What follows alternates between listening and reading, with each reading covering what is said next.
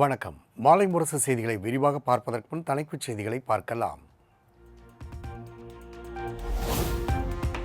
மும்பையில் பிரதமர் மோடியுடன் இங்கிலாந்து பிரதமர் கீர் ஸ்டார்மர் சந்திப்பு. தடையற்ற வர்த்தக ஒப்பந்தத்தின் முன்னேற்றம் மற்றும் ராணுவம், கல்வி, சுகாதாரம், காலநிலை மாற்றம் போன்ற விவகாரம் குறித்து முக்கிய ஆலோசனை.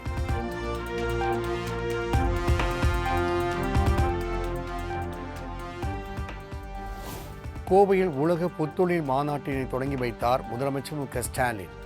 உலகின் முன்னணி ஸ்டார்ட் அப் நிறுவனங்களின் பிரதிநிதிகள் பங்கேற்பு.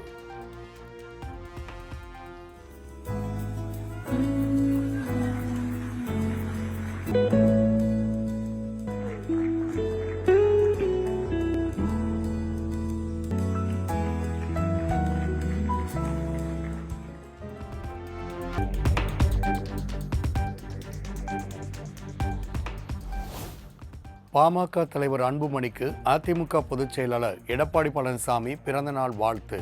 தொலைபேசி மூலமாக தொடர்பு கொண்டு வாழ்த்து தெரிவித்ததாக தகவல்.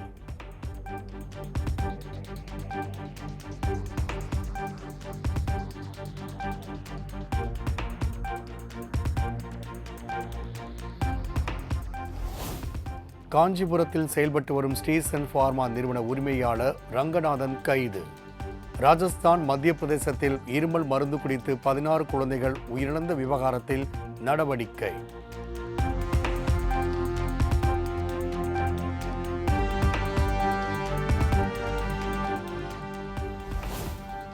கோல்ட்ரிப் இருமல் மருந்தில் நச்சுத்தன்மை அதிக அளவில் இருப்பதால் தடை செய்ததாக அமைச்சர் மா. சுப்பிரமணியன் விளக்கம்.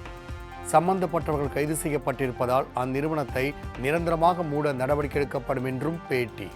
இந்த பொருள் இது கலப்புக்கு காரணத்தை கேட்பாங்க. அவர்களுடைய அந்த பதிலுக்கு பிறகு நிரந்தரமாக அந்த கம்பெனி மூடுவதற்குரிய நடவடிக்கை எடுக்கப்படும். இப்போ தற்காலிகமாக சஸ்பெண்ட் செய்யப்பட்டிருக்கிறது. அந்த உரிமத்தை நிரந்தரமாக ரத்து செய்வதற்கு 2-3 நாளில் முடிவு எடுத்துருவோம். நோட்டீஸ் ஓட்டி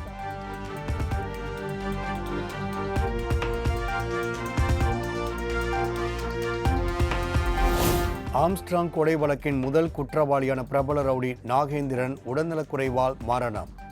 கல்லீரல் பாதிப்புக்காக ஸ்டான்லி அரசு மருத்துவமனையில் அனுமதிக்கப்பட்டிருந்த நிலையில் சிகிச்சை பலனின்றி உயிரிழப்பு.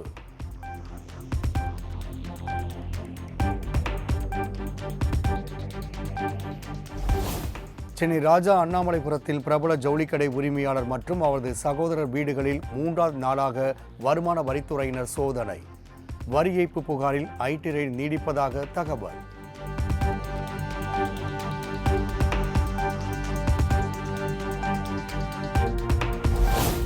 தமிழகத்தை சேர்ந்த மீனவர்கள் 47 பேரை 5 விசைப்படகுடன் சிறைபிடித்த இலங்கை கடற்படை. கைது செய்யப்பட்ட மீனவர்கள் இலங்கை மன்னார் நீதிமன்றத்திலும் ஊர்காவல்துறை நீதிமன்றத்திலும் ஆஜர்படுத்தப்பட்டுள்ளதாக தகவல்.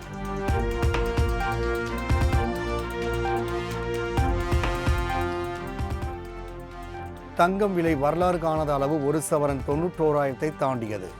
சவரனுக்கு இன்று ரூபாய் 120 உயர்ந்து 91,200 ரூபாய்க்கு விற்பனை.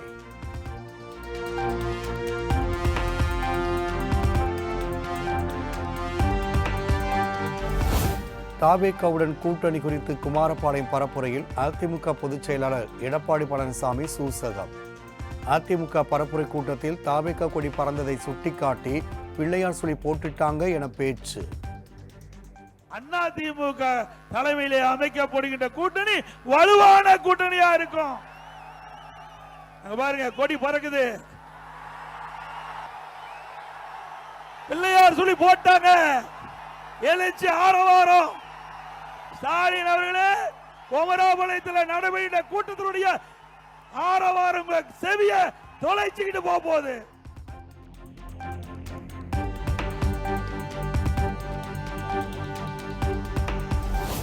தமிழ்நாட்டை எப்படியாவது கைப்பற்றிவிட வேண்டும் என்ற நோக்கில் புது அடிமைகளை தேடிக்கொண்டிருக்கிறது பாஜக. தாவேகா தலைவர் விஜய் மறைமுகமாக சாடி துணை முதலமைச்சர் உதயநிதி பேச்சு. பழைய அடிமை பழனிசாமி பத்தலன்னு இன்னைக்கு புது அடிமைகளையும் பாஜக வலை வீசி தேடிட்டு இருக்கு. நான் யார சொல்றேன்னு உங்களுக்கு தெரியும். எப்படியாவது புது அடிமைகள் மட்டும் மாட்டிட மாட்டாங்களான்னு வலை வீசி தேடிட்டு இருக்கிறாங்க. அடிமைகள் சிக்குவாங்க. ஆனா எத்தனை அடிமைகள் வந்தாலும் திமுக காரன் கருப்பு சிவப்பு கரை போட்டிருக்கக்கூடிய திமுக இருக்கிற வரைக்கும் நீங்க தமிழ்நாட்டுக்குள்ள கால் வைக்கிறதுல தொட்டு கூட உங்களால பார்க்க முடியாது.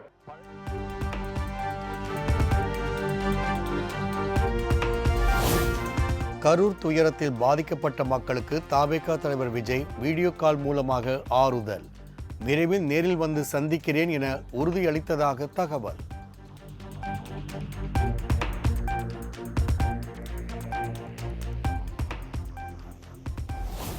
தாவேகா தலைவரும் நடிகருமான விஜயின் நீலாங்கரை வீட்டுக்கு வெடிகுண்டு மிரட்டல். வெடிகுண்டு நிபுணர்கள் அரை மணி நேரம் சோதனை நடத்திய நிலையில் வெடிகுண்டு மிரட்டல் புரளி என காவல்துறை தகவல்.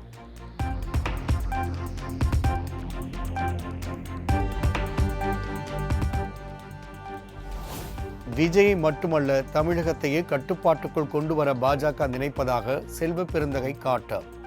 பாஜகவை கொள்கை எதிரி என அறிவித்த விஜய் விழிப்புணர்வோடு இருக்க வேண்டும் எனவும் அட்வைஸ். அவர் விஜயில தமிழ்நாட்டையும் அவங்க கட்டுப்பாடுகள் எடுக்கிறதுக்கு முயற்சி பண்றாங்க. தமிழ்நாட்டில் உள்ள ஜனநாயக சக்திகள் எல்லாம் தன்னுடைய கட்டுப்பாடு எடுத்துக்கலாமா, எப்படி கட்டுப்பாடுல எடுக்க முடியும் முயற்சி செய்யறாங்க. விஜய் ஏமாத்திரம் அகல விஜய் விழிப்புணர்வோடு இருக்கணும். என்னன்னா பேசியிருக்காரு, கொள்கை எதிரி. கொள்கை எதிரி யாருன்னு சொல்லியிருக்காரு. இந்த கொள்கை எதிரி ஊழல் எதிரிகள் நிறைய பேசியிருக்காரு. பொறுத்திருந்து பாருங்க.